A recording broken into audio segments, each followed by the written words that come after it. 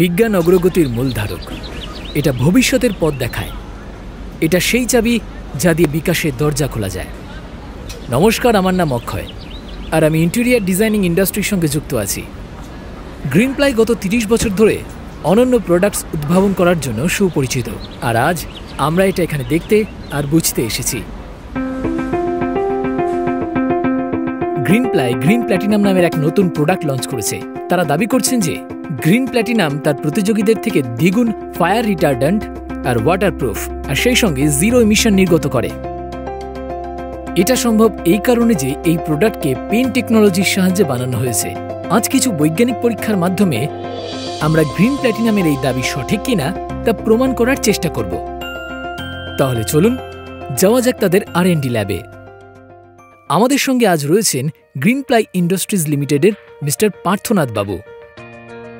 উনি আমাদের সাহায্য করবেন গ্রিন প্ল্যাটিনামের এই দাবি পরীক্ষা করতে। তো সবার আগে একটা গুরুত্বপূর্ণ প্রশ্ন জিজ্ঞেস করছি, এই পেন টেকনোলজির বিষয়টা কি? দেখুন, আগুন জ্বলবার জন্য 3টে বিষয়ের দরকার হয়: জ্বালানি, অক্সিজেন আর উষ্ণতা। কাঠ যা প্লাইউডে আছে তা আগুনের জন্য জ্বালানি হিসেবে কাজ করে। উষ্ণতার সংস্পর্শে এলে কাঠে থাকা সেলুলোজ আর লিগনিন জ্বলনশীল গ্যাস উৎপাদন করে, যা আগুনকে লেলিহান করতে আর ছড়াবার জন্য অক্সিজেনের সঙ্গে যুক্ত হয়ে পড়ে। কিন্তু গ্রিন প্ল্যাটিনামে উপস্থিত ফসফেটপূর্ণ ন্যানো পার্টিকেলগুলি, যাকে আমরা পেন টেকনোলজিও বলে থাকি, তা প্লাইয়ের পৃষ্ঠতলে একটা স্তর বানায়, যা একটা বাধা হিসেবে কাজ করে। অক্সিজেনকে কাঠের সংস্পর্শে আসতে আটকায়, যাতে আগুন অনেক দেরিতে ছড়ায়। দারুণ তো! কিন্তু এটা কি সত্যি বাজারে থাকা অন্যান্য ফায়ার রিটার্ডেন্ট প্লাইউডের তুলনায় আগুনের বিরুদ্ধে এটা দ্বিগুণ কার্যকরী? আসুন জানা যাক। তো এখন দেখা যাক গ্রিন প্ল্যাটিনাম নিয়ন্ত্রিত পরিস্থিতিতে বাজারে পাওয়া অন্যান্য ফায়ার রিটার্ডেন্ট প্লাইউডের তুলনায় পরীক্ষাতে কেমন রেজাল্ট নিয়ে আসে। যেমনটা আমরা এইমাত্র দেখলাম, 45 মিনিটের তুলনায় একটু বেশি সময় হয়েছে, আর আগুন অন্য ফায়ার রিটার্ডেন্টে প্রবেশ করে গেছে। কিন্তু গ্রিন প্ল্যাটিনামের ক্ষেত্রে আগুন এখনো পর্যন্ত অর্ধেক দূরত্ব অতিক্রম করতে পেরেছে। এখন 90 মিনিট পার হয়ে গেছে, কিন্তু আগুন এখনো পর্যন্ত গ্রিন প্ল্যাটিনামে প্রবেশ করতে পারেনি। এর থেকে ধোঁয়াও কম বের হচ্ছে। দারুণ ব্যাপার।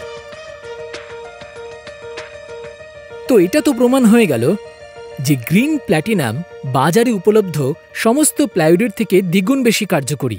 কিন্তু এবার আমাদের এটা দেখতে হবে যে জলের ক্ষেত্রে এটা নিজের দ্বিগুণ দাবির প্রমাণ দিতে পারে কিনা।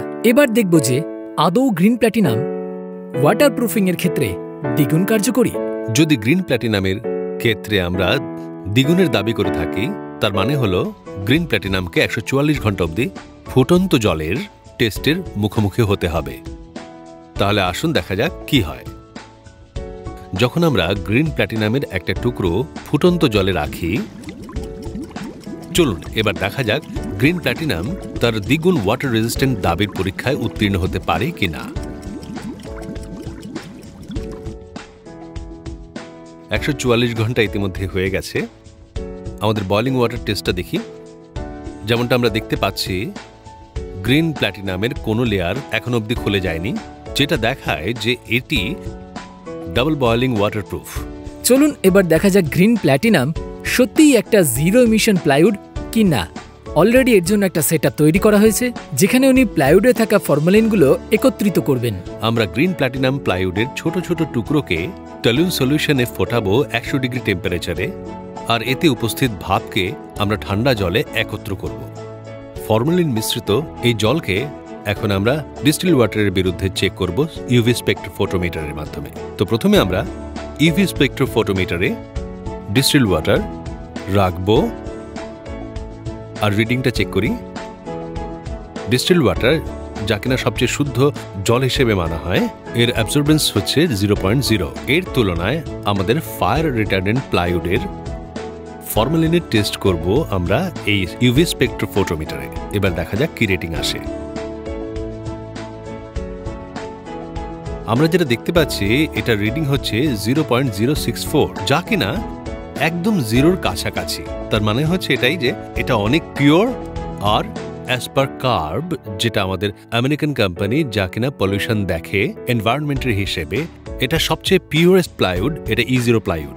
এটাকে আমরা এই টেস্টটাই আবার করব মার্কেট থেকে নেওয়া এক ফায়ার রিটার্ডেন্ট প্লাইউড থেকে নেওয়া মিশ্রিত ফর্মালিন আর জলের সঙ্গে, আর দেখা যাক এটার কি রিডিং আসে।